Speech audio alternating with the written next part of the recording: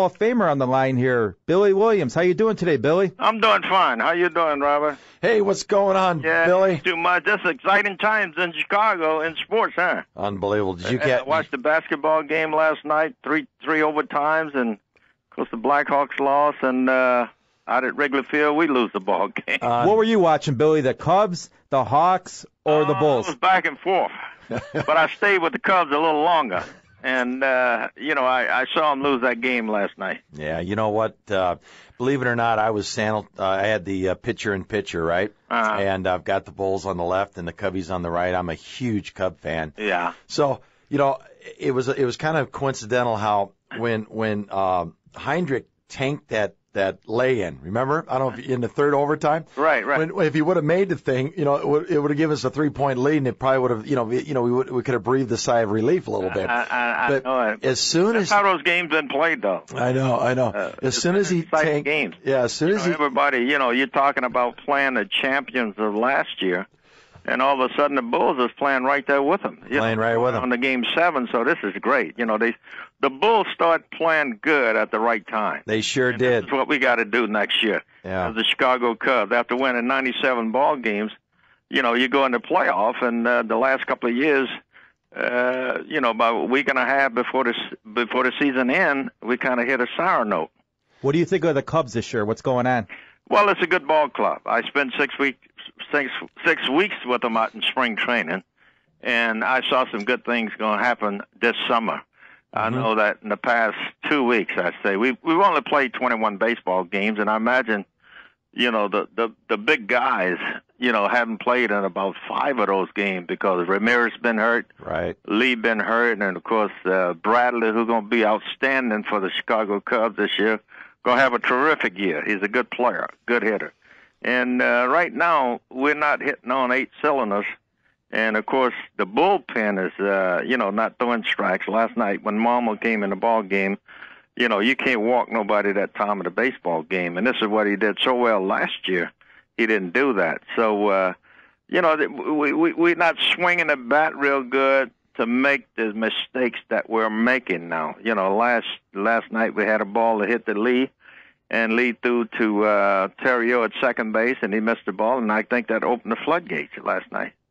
Yeah, you know what? I was just saying that, believe it or not, on that pitcher-in-pitcher that I had on my HD 70-inch screen at home that my son gave me, thank goodness, because I can really watch some great sports now, is that when Heinrich tanked that layup, simultaneously, I'm watching the Cubs, and it was the exact same time that Theriot muffed that. Is that right? It was like, oh my goodness gracious, we just got bit twice. Yeah, I think we played the last 10 baseball games. We scored an average about 2 or 3 runs a game.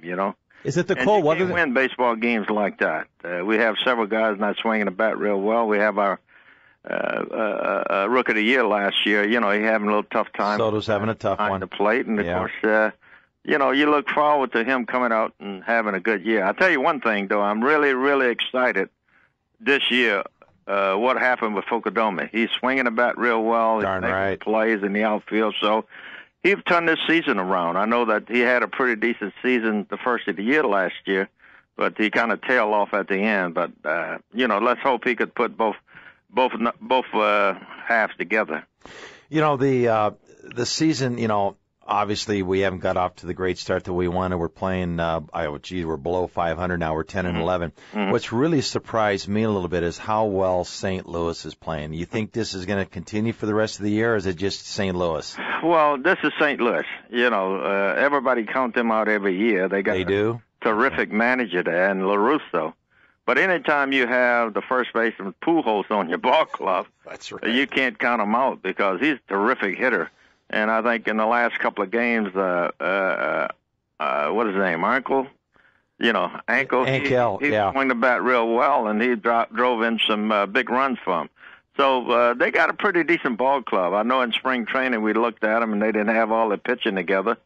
So now, they playing pretty good baseball. And as I said, anytime you got Pujols on your ball club, he could come up big in the last 6 or 7 then to hit your 3-run homer.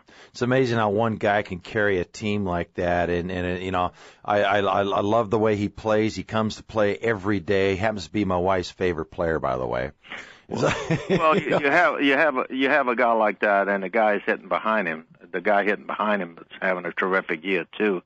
So anytime you go in a meeting, and it's always been said ever since I've been in the game of baseball, when you walk in a clubhouse and you talk about Leo used to talk about, don't let Mays beat you, don't let Henry Aaron beat you, don't let Willie Stargell beat you.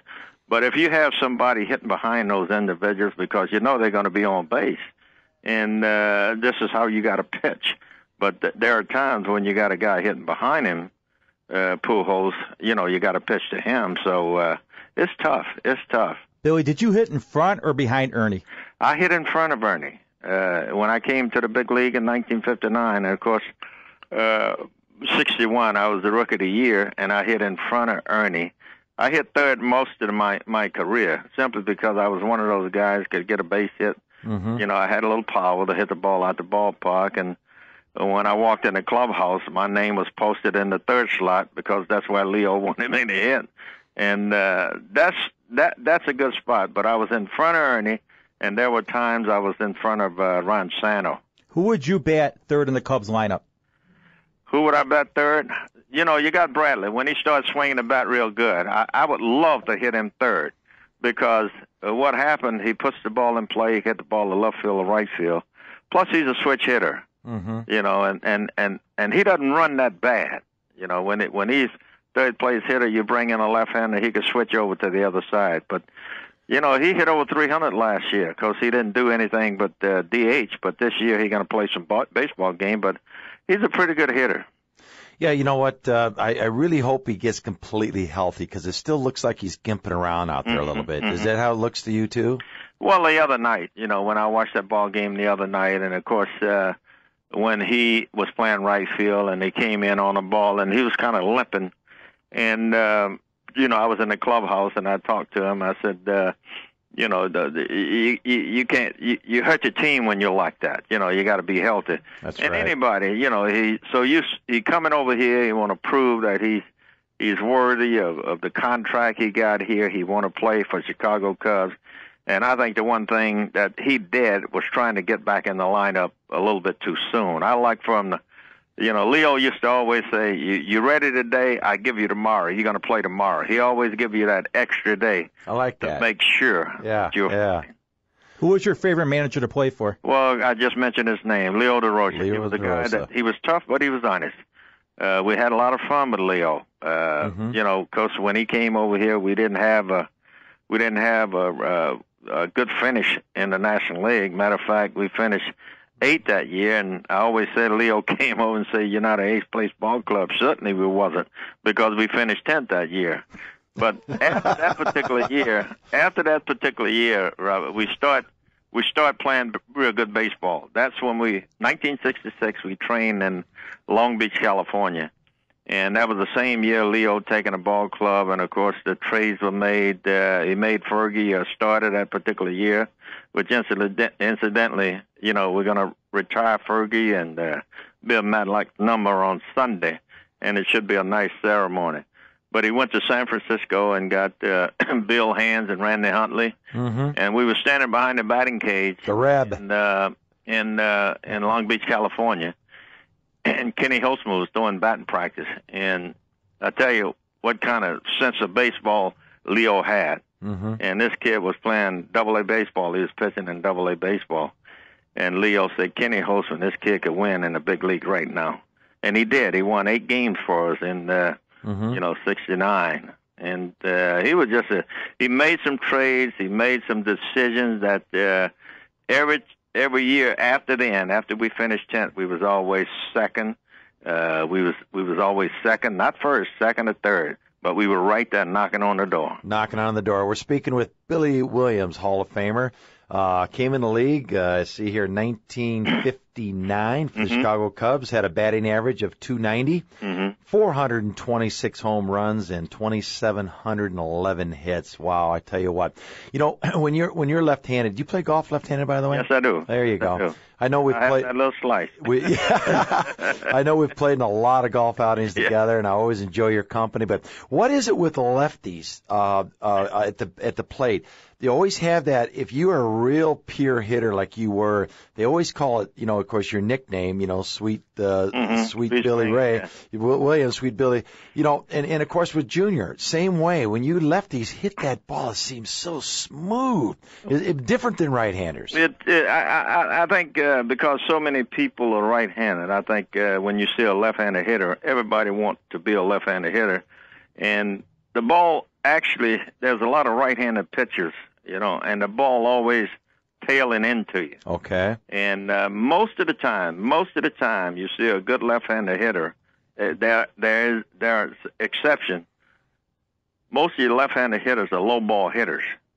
Okay. And you know, that's the ball. They throw the bat head down, and the ball just slides off the bat.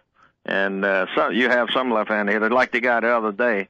We playing Arizona, and Tracy, and someone threw him a high fastball, and I don't know how knocked it out of the park. Baseball. Yeah. But he hit that ball up against the fence. Yeah. Now, that's an exception. But most of your left-handed hitters are low ball hitters, and I don't know why, but it's a good pitch for them to hit. Well, except we have a leadoff batter by the name of Soriano likes that low ball. He's a righty. He really does. Exactly. He really does. And, you know, I think he's third in line now with leadoff home runs. And, of course, the master of that was Ricky Henderson. When I was with the A's in 1984, I was a hitting coach, so I saw a lot of that out there with him. And he's going to be going in the Hall of Fame. And it's really, really going to be nice to see him stand on that podium and accept that award. That guy was a winner. Every team he went to, it seemed like, made the playoffs, contended for the World Series. He won some World Series titles. That guy was just an igniter. Well, you find those guys. You know, Don Baylor was one of those individuals.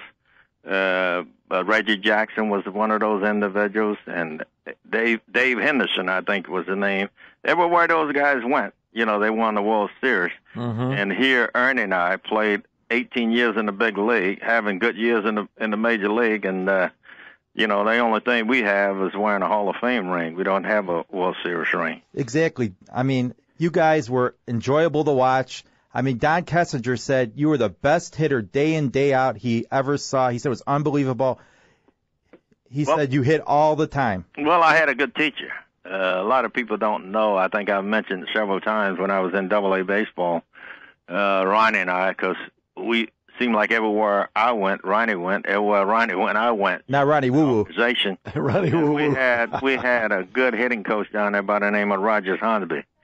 He was one of the best right-handed hitters in the game of baseball, and he taught us a lot about, you know, seeing the ball, making the ball be over home plate, which is 17 inches wide. And at that time, it's from your armpit to your knees, but now it's 2.5 balls above your belt. But, you know, we talked a lot about hitting, setting up pitches, and doing some things that making you a good hitter. Billy, we've had Cubs season tickets since 1982. The first couple of years we were right where the pitch warmed up, and you were the Cubs hitting coach. I'll never forget this story. I yelled your name out all season. Mr. Williams, can I have your autograph? Can I have your autograph? Finally, you came over one day. My dad was standing next to me. I was like 13 years old. You said, "Kid, you have yelled my name all year." He goes, "I was waiting to see when you get tired." He goes, "Here's your autograph." Is that right? Exactly. You were the nicest guy. But you were laughing. You go, "You kept yelling my name out. I was waiting to see when you got tired." All year, huh? All year. Everybody my name, huh? Exactly. Maybe that's why I wanted you to holler it out there. But, you know, it was a lot of fun playing in the 60s here. We didn't get that many people. You know, 6,000 people like that come to the baseball game. And right. As you know, they didn't open the upper deck until the weekend. And on Thursday, oh, that's right. That's right. A lot of those things going by the wayside. Yeah.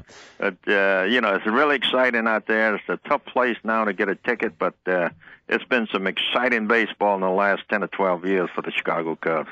I'm gonna give you a little Billy Williams story here, because a lot of people accuse me, even though I grew up in Seattle, why am I such a huge Cubs fan? Well, my first Major League Baseball game that I ever went to live was a Cubs game, and it was in 1965. And I'm looking up your statistics in '65, man. That you played the most games that year, 164. You batted .315, and you guys are playing the Houston Astros that day. I'll never forget this, Billy. The Cubs won 9-8, and there were like 8 or 9 home runs knocked out that day because the wind was blowing out. Right. It was unbelievable. And of course, in '65, that's when you guys had a great lineup with you and Ernie and Ron Sano and the gang. And little did I know, being a little fourth grader. You know what I mean? It was a terrific lineup. The only thing, when I first came to the big league, I had stole about 10 or 12 bases in the minor league. And when I came to the big league, when I got a base hit, we wasn't doing any type of running.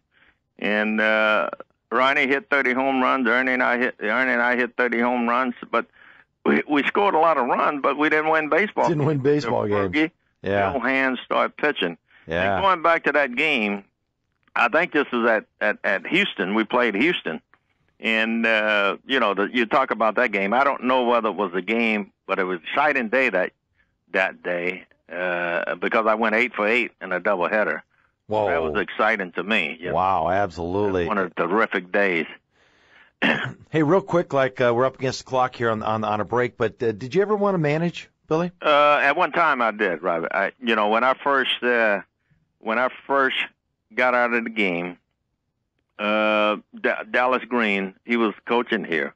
I was a hitting coach for a while, and Dallas asked me to go run the instruction league, and so I went out there and did a terrific job, and I knew I could do it because after you play so many years in the big league, if you don't learn anything about this game, I'm out there every day. I'm doing things that help my ball club win, and amen. That it's not a matter of making guys do this and making guys do that. You want to put them in a winning situation. Absolutely. And I did that out in Arizona. And that was one year that I told Dallas, and we didn't have a manager here in Chicago, so I told him, to let me come in and manage the Chicago Cubs. But I guess at that time he wasn't sure, and Dallas and Gordy Goldberg, who was the minor league farm director, asked me to go to AAA and manage our AAA club. Okay. But I wasn't ready to go to AAA. I wanted to manage in the big league. In the bigs, absolutely. Well, that's where you felt you belonged. Absolutely. Excuse me. Not a problem. So that was the only time. But now it's far away now. I'm enjoying myself, playing a little golf. I'm still involved with the ball club. Gotcha. I do 6 weeks of spring training, and it's really fun to stay around the ball club, to get to know the guys, and just do what I can to help them win baseball games. Fantastic. Hey, Billy, thanks for coming on, man. You made our morning enjoyable. Love to talk some Cubs baseball. Look forward to seeing you on the golf course this year. Well, real good.